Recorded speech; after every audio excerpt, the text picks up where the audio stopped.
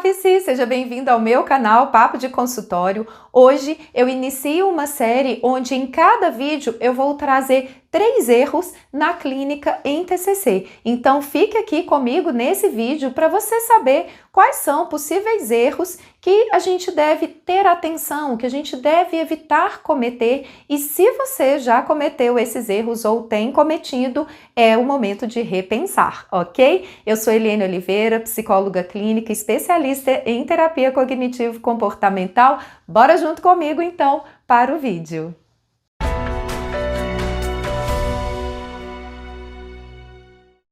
Bom, então, uma das primeiras coisas que nós precisamos saber da TCC é que, apesar dela ser breve e estruturada, é importante a gente não abrir mão em relação ao quê? Ao tempo de maturidade que o processo terapêutico precisa ter. O que isso significa sobre tempo de maturidade? Cada cliente nosso vai ter um ritmo, cada cliente nosso vai ter um arcabouço de habilidades que vai facilitar ou que vai dificultar o processo dele de mudança. Então, nesse sentido, o primeiro erro, que eu quero trazer nesse vídeo seria tentar apressar o processo. Eu já falei em vários vídeos aqui do canal sobre a questão da brevidade da terapia cognitivo-comportamental. Apesar dela ter uma ideia de ser breve, a brevidade ela não pode subjugar a eficiência do processo. Então, na realidade, ela tem que ser a mais breve possível, mas precisando respeitar aí o tempo de cada cliente. Como eu vou saber se eu estou respeitando ou não? Você vai perguntar literalmente para ele: olha, a forma como está sendo conduzido o processo está muito lenta, está muito devagar, está muito rápido, está muito acelerada, me dê um feedback. Você vai perguntar para o seu cliente. Então, dessa maneira, a ideia é que a gente consiga ser o mais breve possível, mas a gente vai considerar o ritmo. Outra coisa que a gente também precisa considerar, a quantidade de objetivos, também o tamanho desses objetivos, quais são os desafios reais que a gente tem na clínica. Muitas vezes as pessoas elas vão chegar no consultório com 50, 60 anos de idade e elas passaram por muitos desafios ao longo da vida delas. Então, ou seja, tem muita coisa cristalizada, muita coisa que a gente vai demandar um pouco mais de tempo para atuar nesse sentido. Então, fique atento sobre a sua ansiedade, ou a sua expectativa de resolver as coisas rápido. O que é importante é que o seu cliente, ao final do processo, ele saia com os objetivos dele alcançados.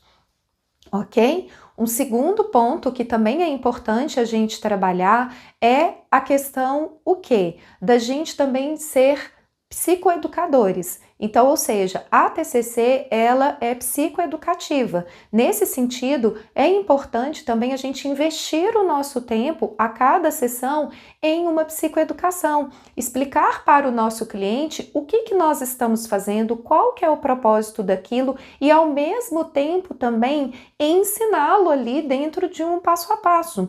Então, o que acontece muitas vezes? O terapeuta, ele passa ferramentas, ele passa atividades, ele passa coisas para o cliente realizar no intervalo das sessões, mas ele não mostrou de fato como realizar isso. Então, ou seja, muitas vezes o cliente ele não vai ter clareza de como preencher uma ferramenta, de como que preenche um RPD de 3 colunas. Então, dessa maneira, é necessário que você não apenas explique para o seu cliente como que isso funciona, mas que você invista tempo em fazer um exemplo com ele.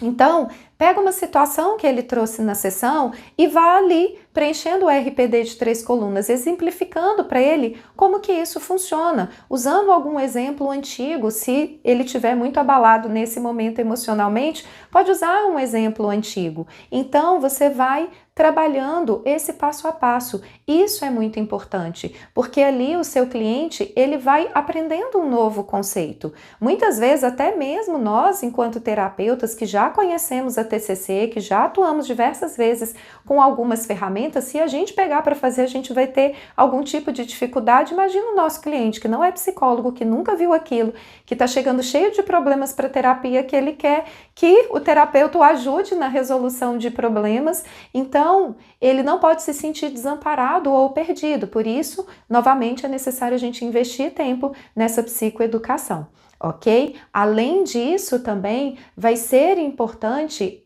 em cima disso, a gente não julgar também a adesão do nosso cliente a uma atividade, né? Ou melhor, a não adesão do nosso cliente a uma atividade, justamente como uma falta de comprometimento no processo. Eu já trouxe outros vídeos aqui também explicando isso, mas sempre que o seu cliente tiver dificuldade de executar um plano de ação, de mover um comportamento que vai levar ele para a mudança que ele deseja, identifique o que está acontecendo. Existem crenças, existem pensamentos automáticos ou muitas vezes existe falta de habilidade. Ele não sabe fazer. Ele nunca funcionou dessa forma na vida dele.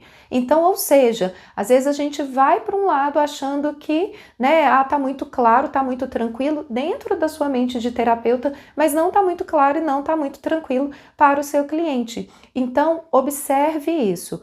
Toda vez que ele emitir um comportamento que é um comportamento contrário a um processo de mudança, aquilo que seria benéfico para ele, observe que possivelmente a gente está lidando com um sistema de crenças ou possivelmente a gente está lidando com falta de habilidades. Então, tem muitas coisas que podem explicar a dificuldade do nosso cliente de fazer essa adesão.